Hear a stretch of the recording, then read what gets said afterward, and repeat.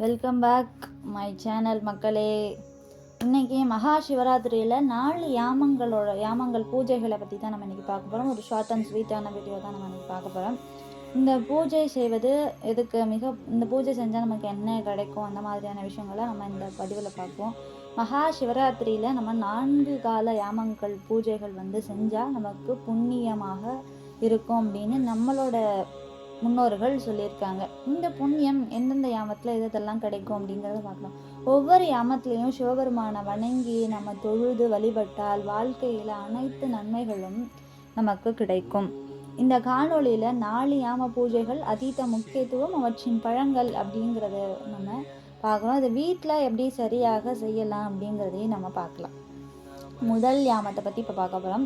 முதலாவது யாம பூஜை மாலை 6:43 முதல் இரவு 9:47 வரை நடக்கும்.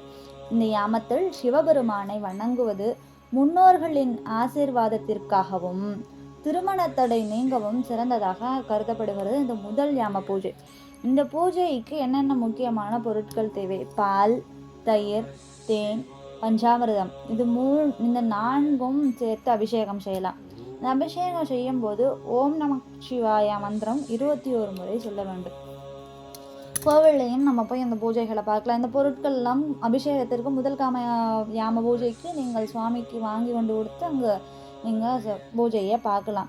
இந்த பூஜையை நம்ம பார்த்து முடிச்சதுக்கு அப்புறம் 2ஆம் கால பூஜையை நம்ம பார்க்கணும். 2ஆம் கால பூஜை எப்போ நடக்கும்? 9:47 முதல் 12:51 வரை 2ஆம் யாம கால பூஜை நேரம்.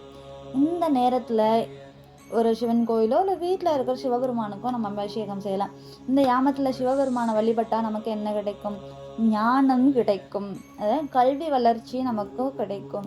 தொழில் செய்து கொண்டிருந்தால் அந்த தொழிலில் வெற்றி கிடைக்கும் மற்றும் பணவரவு நமக்கு அதிகமாக வரும் அப்படின்னு சொல்லப்படுறது. இந்த பூஜை முறைகள் சந்தனம், இளநீர், நெய், விபூதி அபிஷேகம்லாம் நம்ம அன்னைக்கு செய்யலாம் வீட்டில். அப்படி இல்லைன்னா கோவிலுக்கு வாங்கி கொடுக்கலாம். மகாமிருத்யங்க மந்திரம்னு சொல்லுவாள்ல, அந்த மந்திரத்தை நீங்கள் 11 முறை ஜபிக்க வேண்டும். மகாமிருத்யஞ்சன மந்திரம் நம்ம பக்கத்தில் இருக்கிற கோவிலையும் சொல்லலாம், வீட்லையும் செய்யலாம். 3ஆம் யாமகால பூஜை 12:51 முதல் 3:55 வரை இருக்கிறது. இந்த யாமகால பூஜையில் நமக்கு சகல தோஷங்களையும் நீக்கி தரும். இது என்னென்ன நமக்கு பண்ணும் அப்படின்னு பார்த்தா, ஆரோக்கியம் கொடுக்கும், ஆயுள் அதிகரிக்கும் மற்றும் எதிரிகளால் ஏற்படும் பிரச்சனைகள் அகல இந்த பூஜை நமக்கு சிறந்ததாக கருதப்படுகிறது. இதுக்கு என்னென்ன வாங்கி கொடுக்கணும்? பன்னீர், குங்குமம், ரோஜா நீர் இதெல்லாம் வாங்கி கொடுக்கலாம். நம்ம வீட்லேயும் நம்ம அபிஷேகம் பண்ணலாம். இந்த டைமில் திருவாசகம், தேவாரம் பாடல்கள் பாடலாம். 4ஆம் யாம கால பூஜை நமக்கு எதுக்கு நல்லது அப்படின்னு பார்த்தீங்கன்னா, இதுதான் நம்ம சிவராத்திரியோட கடைசி கால பூஜை. இந்த பூஜையில் நம்ம பண்ணும்போது நமக்கு ஆன்மீக வளர்ச்சி அதிகரிக்கும், மோட்சம் கிடைக்கும், தீய சக்திகள் அகல சிறப்பாக இந்த பூஜை கருதப்படுகிறது. பூஜை முறைகள் என்ன? விபூதி, பசும்பால், தேன் அபிஷேகம் அந்த 4ஆம் கால பூஜையில் செய்வாங்க.